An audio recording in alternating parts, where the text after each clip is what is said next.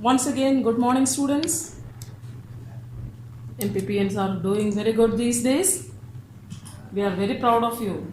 Keep it up. Okay. So, now we are going to study something in history. What is history? History is the story of the past. All the events which were done, which were held or occurred, happened in the past are called as, or they are a part of history. We are with chapter 1. What is the name of the chapter? Where, when and how. This is what the name of the chapter. We will have an introduction. This chapter is an introduction to the whole history part of your book of class 7th, right? So let us see what are we going to learn. These are the contents which we are going to learn in this chapter. These topics will be covered. Location of India, nomenclature, time frame, major developments and sources of history. These are the 5 major headings or main headings we will cover. So shall we move now? Okay. We are moving to the first topic, location of India, and this is only one topic we will cover in this part. Okay, because it is a little bit lengthy and difficult. So I will explain this heading only today. All the other 4 headings will be explained tomorrow in the second part of this video. Clear? So if you don't understand anything, you rewind it, replay it, then you go through the video, then you will get the idea very clearly. We are moving to the first topic. What is that? Location of India. Is it? Location of India. This part has different subheadings. What are the subheadings we will learn? First heading is location of India. Then we will learn about the subcontinent. Then next is Aryans. Fourth topic we will cover is nomenclature by the Aryans, then nomenclature in the Puranas, then nomenclature by the foreigners. Next one we will cover is extension of India by different process. One is Mahajanapada, then by Mauryas, by Guptas and by the Mughals. So these are the different 11 subtopics we will cover in the first topic of India, that is location. Okay, it is very big, you may feel it, but it is not that much difficult, right? Each and every chapter, if we go through, or each and every topic, when you go through, you will not have any problem. Clear? So ready to start with the first one. What is the first one? Location of India. You have learned it in your junior classes, isn't it? Location of India. Where is India located and what are its neighbors? That you know the boundaries of India. Have a recalling of that. India occupies a major part of South Asia. India is located in Asia, in the continent of Asia, and it is in the southern part of the continent of Asia, and a major part of the South Asia has been occupied by our country. We should be proud of that. It is bounded by the Himalayas in the north, Indian Ocean in the south, Bay of Bengal in the southeast, and the Arabian Sea in the southwest. These are all the 4 boundaries of India. You can see it with the help of a map. See this map? India, and on its northern part where China, Tibet is written, where Nepal is there we are having the Himalayas to protect us. Then when we are coming to the south means the bottom, the lower part of the map, there it is written Indian Ocean. Then if we go to the west means your left side. What is there? There is Arabian Sea, and to the east of India, that means your right side. There we are having Bay of Bengal. This Arabian Sea and Bay of Bengal are the 2 branches of Indian Ocean, 2 extensions of the Indian Ocean.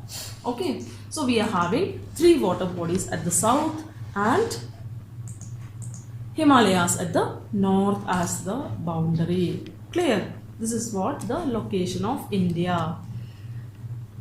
We will continue something more about the location. It has some more features. What are they? It has a distinct geographical and geological identity. India has a different, a distinct, a unique geographical and geological identity from the very past time, from very ancient time. India, Pakistan, Bangladesh, Nepal, Sri Lanka, Maldives, and Bhutan constitute the Indian subcontinent. Our country has a distinct geographical identity and a geological identity, political identity, cultural identities. That is why these countries, which are they? India, Pakistan, Bangladesh, Nepal, Sri Lanka, Maldives, and Bhutan. These 7 countries constitute the Indian subcontinent. These 7 countries form the Indian subcontinent. Now, have a look at this map. This is what the map shows, the Indian subcontinent. The countries have been covered, starting from the west, which is at Pakistan, come to India, then Nepal, Bhutan, Bangladesh, Sri Lanka, and at the south west of India, Maldives are there. These countries together form a subcontinent. Then you should know what is a subcontinent. Do you know what is a subcontinent? Okay, I'll show you what is a subcontinent. I will tell you. What is that? A large landmass such as India that is part of a continent but is considered either geographically or politically as an independent entity is termed as a subcontinent. What is a subcontinent? It is a part of a continent which is a large landmass and which has a geographically and politically independent entity. I told you in the previous page that India is unique in its geography, politics, culture, etc. Okay, then geology also it is having a unique identity.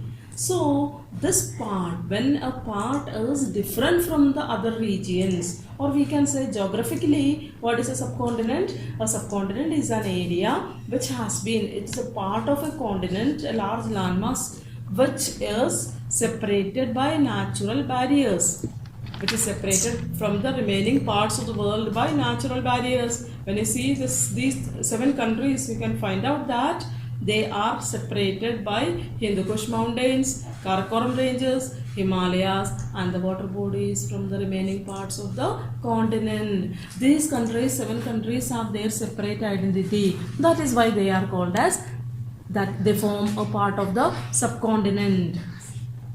Let us see one more example. A large landmass such as Greenland, that is smaller than a continent.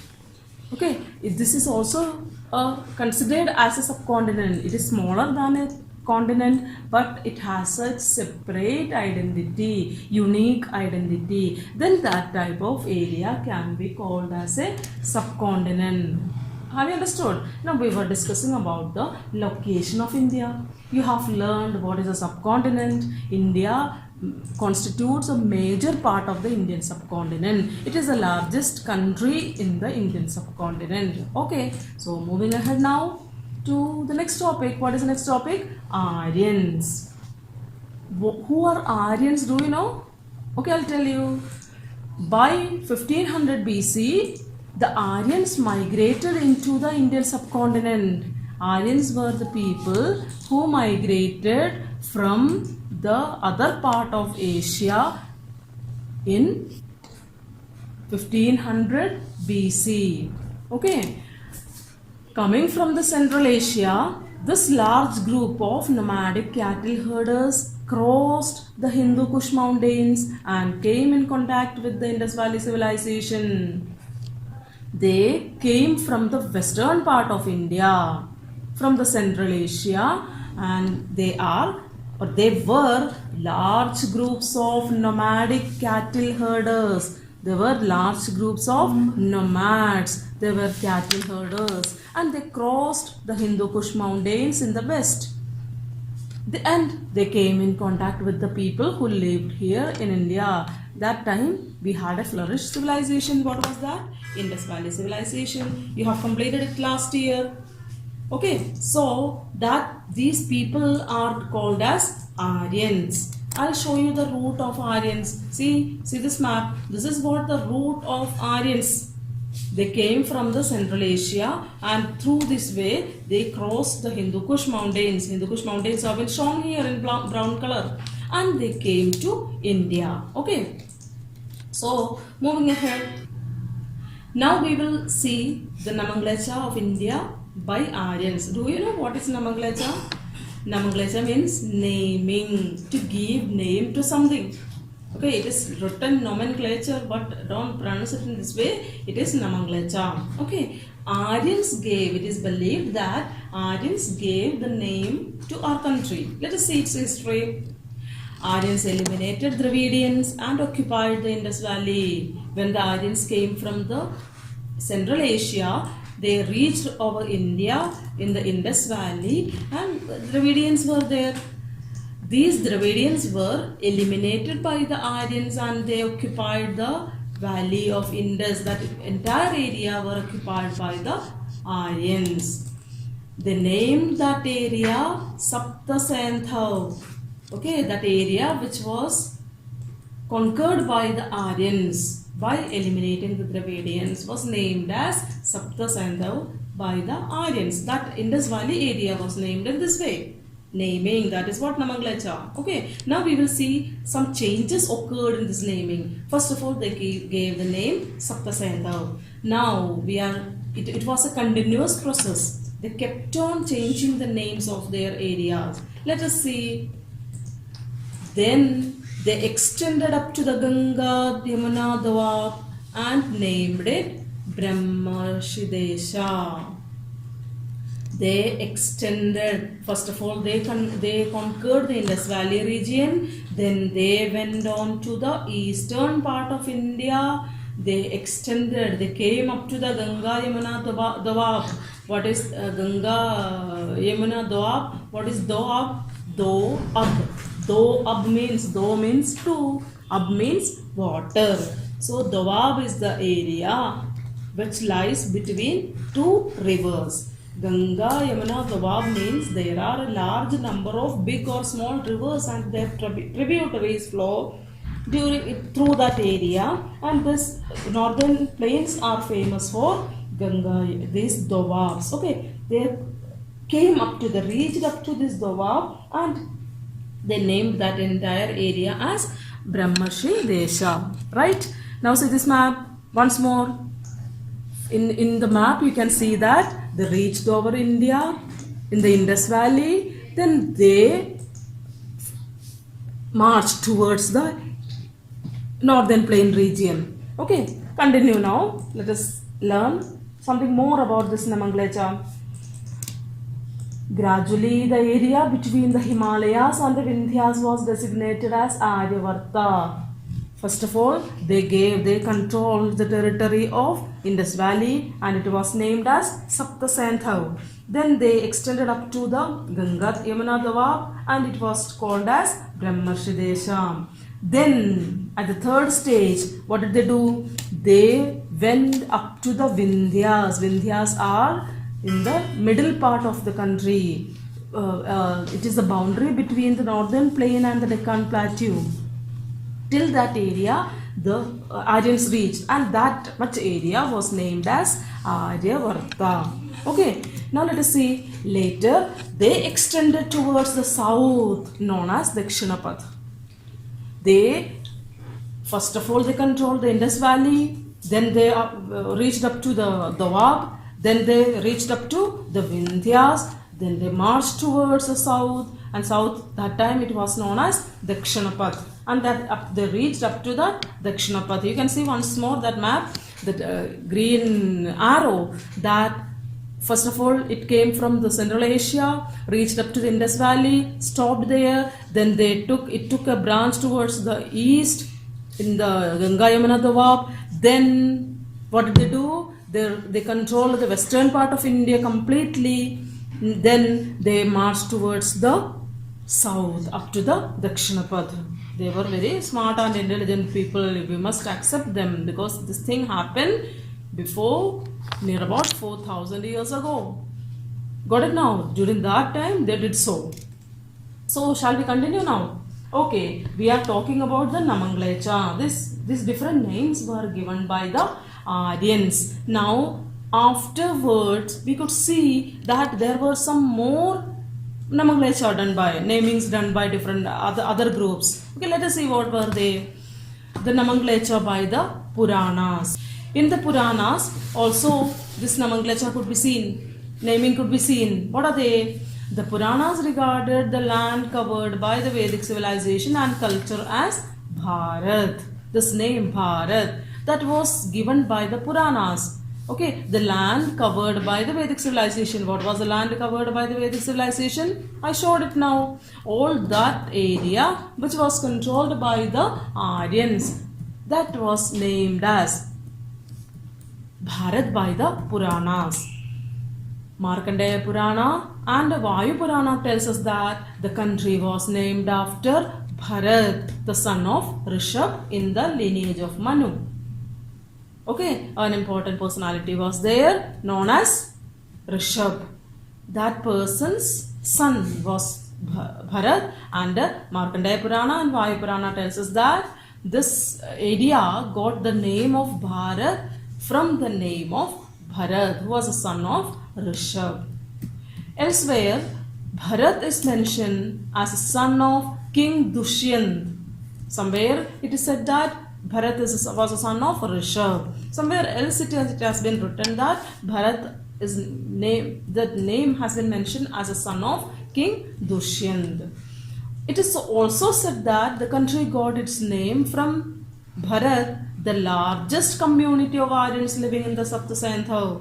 What was Saptasandha? That Indus Valley conquered by the Aryans by eliminating the Dravidians, and that in that Saptasandha there was a community which was the largest community of the Aryans. And what was their name? What was that community called? Bharat. And it is said that our country got the name of Bharat from this Bharat, or it can be from the Bharat who was the son of King Dushyant, or it can be from that name Bharat who was the son of Rishabh. Okay, it can be anything. It has not been proved yet, but our Puranas tell that it may be our name, the name of our country might be derived in these ways.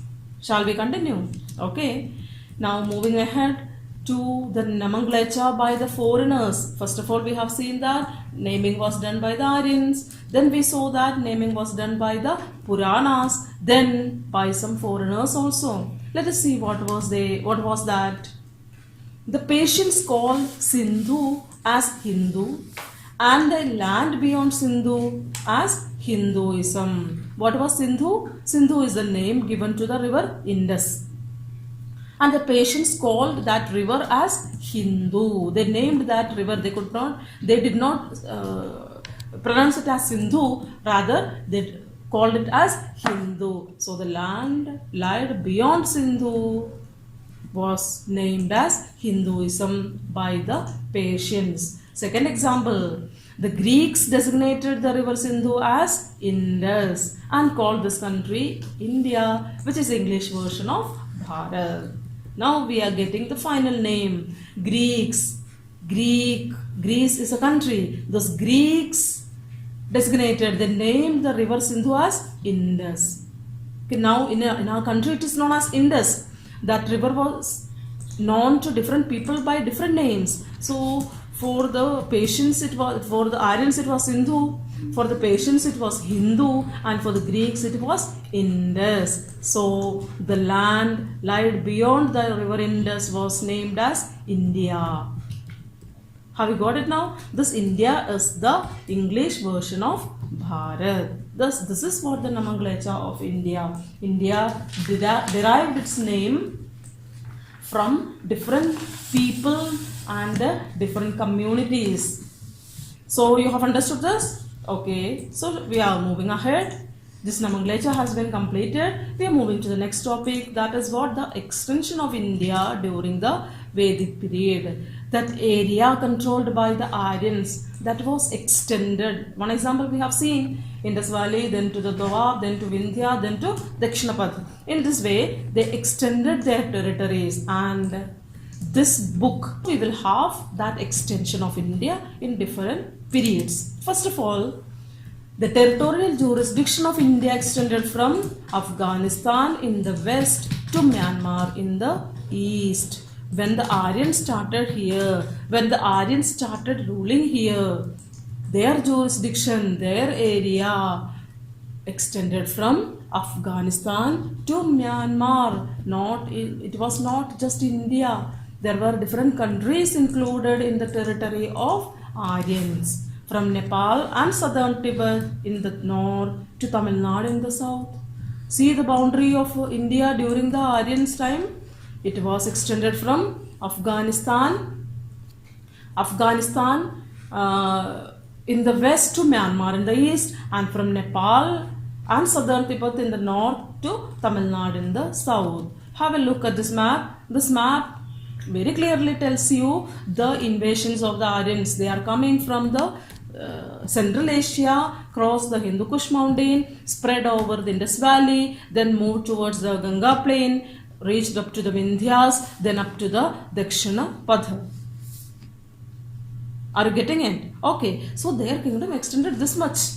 Okay, so let us continue.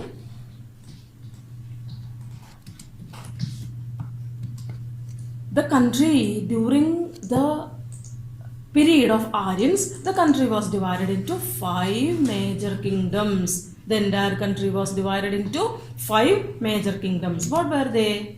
Udicya, Pradicya, Madhyadesh, Prachya and Dakshinapad.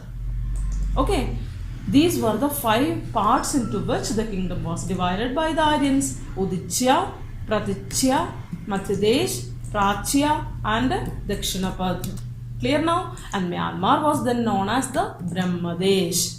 That Myanmar that was named as Brahmadesh. This is what the extension, this much area was there under the control of the Aryans. Clear? So shall I continue? Okay, now we are moving ahead. We are moving close to our time. Okay, now that Aryans developed themselves and Mahajanapadas came into being. Mahajanapadas, they had their own kings. That I think you have covered it in last year.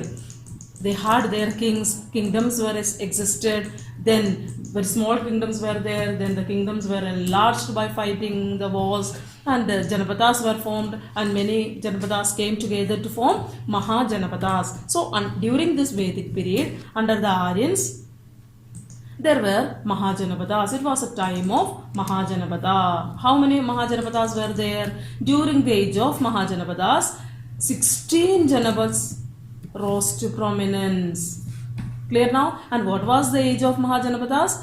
1000 BC to 500 AD. Up to 500 AD. Now we are at 2020 AD.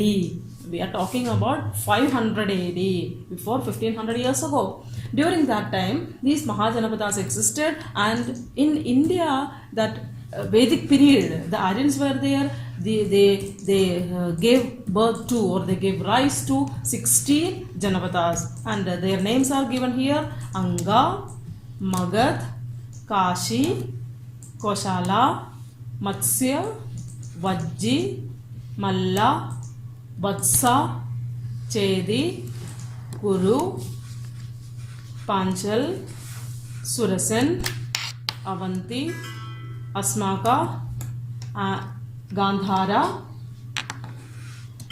and Kamboja. These were the 16 Mahajanapadas which were risen during the Vedic period from 1000 BC to 500 AD. Okay, this much extended the kingdom was. You can see it here. See a large part of North India, or we can say completely, including Afghanistan, Pakistan, Nepal, Bhutan, some parts of China, Then Myanmar, all these countries were together ruled by the Aryans during the Vedic period. This is a map which shows 600 BC India. These are the Mahajanapadas. Okay, so we are moving ahead now. What is that? Mauryas. After this Mahajanapadas, after that time, there were a lot of changes occurred in the society, and Maurya dynasty came into the throne, and we will see the extension of India under the Mauryas. Chandragupta Maurya established the first empire in India. The first empire was established by Chandragupta Maurya, and he brought a greater part of the subcontinent under one political umbrella. Okay, almost all the parts of India was brought under, not only India, I told you, it included Pakistan, Afghanistan, Nepal, Bhutan, Myanmar. All these territories were included in the Aryavarta. Okay. So it was brought under the same control, under the control of the same ruler by Chandragupta Maurya, and the Mauryan Empire reached its zenith during the time of Ashoka the Great. Okay, the empire reached its glory during Ashoka. You have heard about Ashoka the Great, the person, the ruler who gave up war after Kalinga war. I think you did not forget it. Okay, so this empire, this Maurya Empire, reached up to its glory, highest glory during Ashoka the Great. Now look at this map. This map tells you the extent of Maurya Empire. See, this was what the Maurya Empire, starting from the Hindu Kush mountains to the Himalayas and a large part of southern India also. This much extended was the kingdom of Chandragupta Maurya and Ashoka. So, got it? Shall we move ahead? Okay. So now we are moving to the next ruler, next dynasty. What was? Gupta. Gupta dynasty. Gupta dynasty ruled over India in a period between 300 to 450 AD. 300 to 450 AD. So let us see what happened during this period. How was India extended? Another big empire was built up during the Gupta period. It stretched from the Himalayas in the north to river Narmada in the south, and from Gujarat in the west to Bengal in the east. I'll show you the map. This is what the map. This colored, red colored part shows the Gupta Empire. Gupta Empire also had a great role in extending their kingdoms. Okay. So, you have understood it, no? Right. So, we are moving ahead.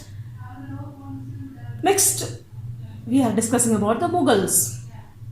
Okay. This history part entirely, it comprised of the Mughals. You will learn a lot about the Mughals in class 7 history. Clear? Under the Mughals, what happened, how India was extended, let us see. The Mughal Emperor Akbar unified the whole of the subcontinent. Akbar, you have heard about Akbar now? He ruled India between 1556 and 1605. He was a person who lived from 1556 to 1605. So, within that period of time, he unified the whole of the subcontinent consisting of India, Pakistan and Bangladesh. Then Myanmar and Sri Lanka were also a part of British Empire afterwards. After the Mughals, British came to India. So when the British came, they also extended it. We did not include it because that is a part of class 8 history. Okay, let us see the map. This was what the Mughal Empire, you can see it was one of the largest empires of the time. See, they could extend their kingdom into various countries of the time, right? This was about the Mughals and their extension of India. So, you have come to know a lot of things about India, location of India and nomenclature. You have understood it now? Okay, well done. So, once I have a revision, what are the things? Location, nomenclature, time frame, major developments and sources of history. We have completed the location of India and nomenclature. So we will meet again afterwards. Till the time, take care of yourself, stay home, stay safe. Bye.